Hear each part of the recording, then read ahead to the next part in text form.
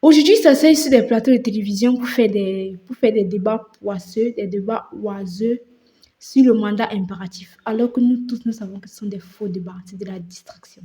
Dizzy, professeur Maurice Kamto. Bonjour Kamara, j'espère que vous allez bien. Si tu viens d'arriver, like la vidéo, reste jusqu'à la fin. Tu veux être enseigné, ne sois pas ignorant, car disait quelqu'un, la pire des choses, c'est de l'ignorance. Mieux vaut être foiré qu'être ignorant. Parce que le professeur Maurice Kamto a dit ceci. Aujourd'hui, on fait un débat oiseux, un débat qui est très juridique sur le mandat impératif. J'ai écrit là-dessus en 1996-97. Et ça corrobore ce que je suis dit aujourd'hui. Je vous dis toujours, Camerounais, jugez-moi pour ce que je suis, pour ce que je fais, pour ce que je dis. C'est ça. Les gens sont allés construire des bêtises, des montagnes de mensonges sur moi depuis, ils n'arrivent pas. Parce que quelqu'un a appelé tout à l'heure un livre que j'ai écrit en 1991-93. Je fustigeais déjà le tribalisme de l'âme. J'étais à peine dans la trentaine. Aujourd'hui, on fait un débat oiseux, un débat qui est très juridique sur le mandat impératif. J'ai écrit là-dessus en 1996-97. Et ça corrobore ce que je suis dit aujourd'hui. Donc moi je crois que le moment est venu. Le moment est venu pour nous de récupérer notre pays. Nous devons récupérer notre pays. Nous devons reprendre notre pays et le mettre dans sous l'orbite du développement. Et dans l'affaire de Kamto, qu'est-ce que nous faisons ensemble pour que ça change en 2025? Et je vous le dis ici, je le dis au peuple camerounais qui me regarde du pays. Si nous ratons en 2025, c'est la faute du peuple camerounais. Est-ce que vous avez compris? Si nous ratons le changement après lequel court le peuple camerounais depuis des décennies, ce sera la faute du peuple. Voilà, n'attendez personne. Parce que le Sénégal, pour obtenir les résultats que vous avez vus, les jeunes Sénégalais se sont battus tout au long de l'année 2023 et 2024. Il y a eu pratiquement 50 morts. Oui. Ne croyez pas que quelque part les gens se couchent et le changement et les transformations arrivent. Je ne vous ai jamais demandé autre chose que de dire exiger dans notre pays que les gens respectent la loi. Nous demandons que les gens respectent les lois de la République. En plus, ce sont des lois qu'eux-mêmes ont votées. Ils ont fait voter à l'Assemblée. Et c'est un loi, ils nous trompent, mais ils ne respectent pas. Quand on respecte les lois du Cameroun et vous-même vous verrez les résultats, on n'aura pas besoin qu'un seul Camerounais tombe, qu'une bout de sang se verse. Mais j'ai dit encore une fois, il ne faut pas prendre le peuple camerounais pour acquis. Il faut savoir que ce peuple qui est aussi patient est capable aussi de dire non, ça suffit. Et j'aime tellement mon pays pour dire, je souhaite de tout mon cœur qu'on ne passe pas par la case de la violence. C'est même pour les mêmes raisons, mes chers amis, que j'ai toujours dit que la crise anglophone devrait être résolue autour d'une table de négociation, des négociations inclusives.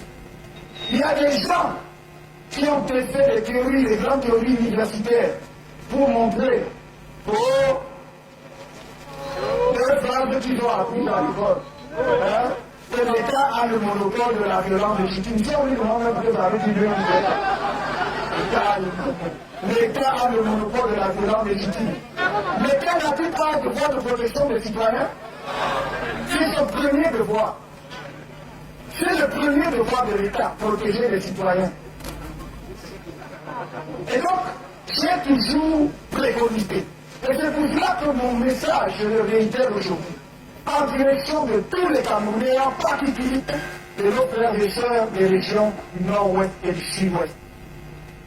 2025 est une fenêtre d'opportunité pour un règlement politique de la crise anglophone. Un règlement politique profond où on va discuter avec tous les acteurs, où on va libérer les prisonniers politiques et où nous allons discuter des problèmes profonds, y compris la forme de l'État. J'ai toujours dit que la sécession n'est pas une option. Il faut donc que ce soit clair, mon discours doit être clair là-dessus. La sécession n'est pas une option. Mais il y a des discussions internes entre filles et fils d'un même peuple pour trouver les meilleures institutions qui garantissent l'autonomie, la liberté et les contributions des uns et des autres doivent pouvoir être menées. C'est ce en quoi je m'engage. Et j'ai toujours dit, je le répète, ma première sortie, si vous me portez à la présidence de la République, ma première sortie de la capitale, ce sera pour aller dans les régions du Nord-Ouest et du Sud. Portez le message. Au monde, ma première sortie. Ma première sortie. Vous ne pouvez pas diriger un peuple et dire que vous l'aimez. Vous ne pouvez pas diriger un peuple et dire que vous voulez le développer, vous allez l'amener, ça n'est pas possible. C'est le gouvernement lui-même, par un décret du Premier ministre, qui a dit que les régions du Nord-Ouest et du Sud-Ouest sont fiscalement sinistrées. C'est-à-dire que ces régions ne participent plus à l'économie du pays. Vous pouvez constater ça depuis 2019 et vous êtes tranquille.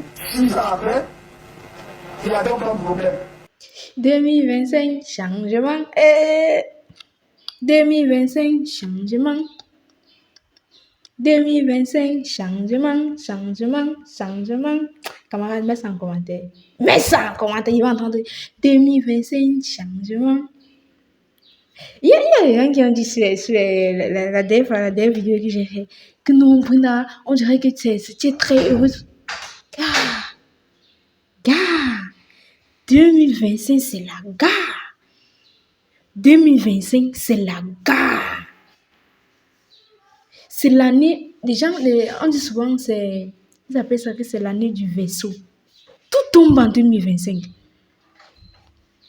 Donc, camarades, je pense que cette deuxième partie du débriefing du midi grand et extraordinaire midi pour Maurice Kamto a été claire. Il n'y a aucun débat sur sa candidature. Aucun. Donc, ce que les gens vont venir vous raconter que la NEA 6, verset 6, le C6, le 6, c'est rien. Tout ça, c'est juste pour titiller le peuple camerounais pour se dire, est-ce qu'ils sont au courant? Est-ce qu'ils peuvent faire ci? Est-ce qu'ils peuvent faire ça? Tout ça, c'est zéro. Camerounais, nous sommes encore là, camarades. Nous sommes encore là. On va le faire jusqu'au bout. J'espère que vous avez compris ce que le professeur a dit. J'espère que vous avez compris ce que le président a dit. Une fois qu'il sera étourdi, les choses vont se passer. Ça va aller très vite. Très vite. Ne vous laissez pas distraire. Ne vous laissez pas distraire. Parce que notre objectif est commun. Sauver le peuple camerounais. Sauver le Cameroun. Vous ne vous êtes pas posé cette question. Pourquoi c'est maintenant? Pourquoi c'est maintenant que le professeur Maurice Kamto entre en jeu? Après 43 ans. Vous croyez que Dieu... Les Camerounais ont tellement dit que Dieu nous a abandonnés. C'est le moment. C'est l'envoyé. C'est l'envoyé. Il a été envoyé pour ça. C'est sa mission. Et si on rate l'occasion, si on rate de saisir cette opportunité, c'est nous qui allons souffrir. C'est nous qui allons souffrir. Imaginez-vous, nous sommes au 21e siècle. Nous sommes en 2025. Au Cameroun, dans un pays bien constitué, on n'a pas d'eau. On n'a pas de lumière. On n'a pas de route. On n'a pas de connexion Internet. On n'a pas la santé comme il se faut dans un pays. Et vous trouvez ça normal? Vous trouvez que c'est normal? Il y a des gens qui se placent. On dit, comment va le pays? Tout va bien. Le pays va bien. Or qu'en 2025, il y a encore des bébés qui décèdent dans les hôpitaux parce qu'on n'a pas de couveuse. Mais tout va bien. 2025, c'est notre année. C'est notre moment de saisir cette opportunité. C'est à nous de dire, on avance. Et on ira avec celui qui va nous montrer la route. Et on sait tous. Il pointe du doigt. Il montre la route. En 2018, il nous a montré le tunnel. En 2018, il nous a montré. En 2025, nous y sommes. C'est à nous de prendre le train. Camarades, likez la vidéo. Partagez-la. Partagez cette vidéo. On se retrouve à la suite pour le prochain débrief.